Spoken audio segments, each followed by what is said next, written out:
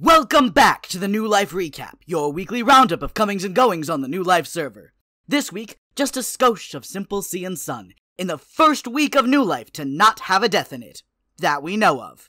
Got it? Then let's go! CPK heads back to the depths of the Foundry this week, as some clever commenters informed him that digging down in the basalt room leads to a lot of loot. The dungeon is perilous and the mobs are angry, but his rift-bending powers keep him safe throughout the journey and out the other side, and CPK is feeling pretty good about that. I'm the best, I'm the strongest, I'm the coolest, I'm the most handsome. I am literally unreal.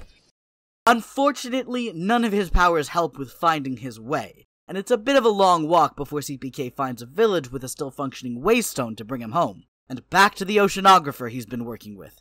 He invests all the emerald loot from the Foundry into him, but it seems an oceanographer has an expensive educational curve. Guess CPK's got his work cut out for him yet.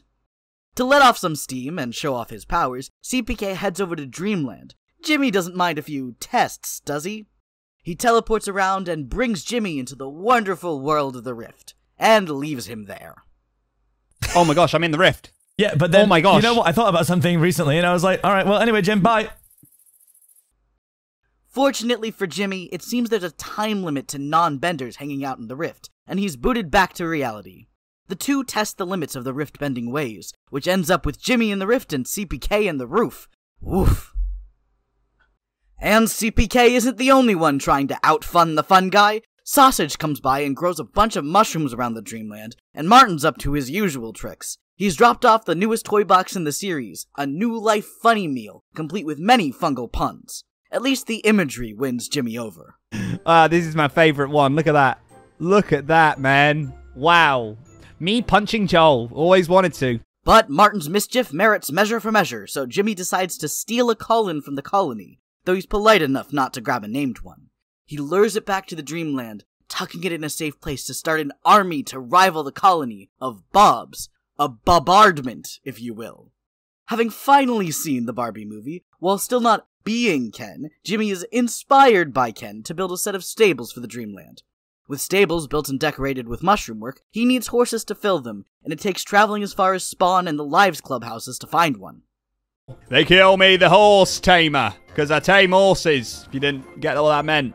In honor of another place and time, welcome Bullseye the Horse, completely unrelated to any toys or their stories, of course.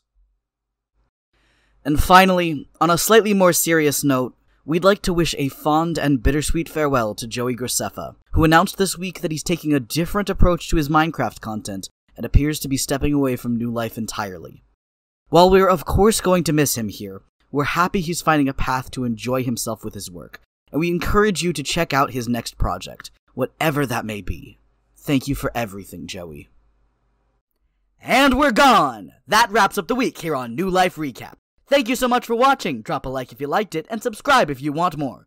Check out the contributors in the description below, and we'll see you all next week.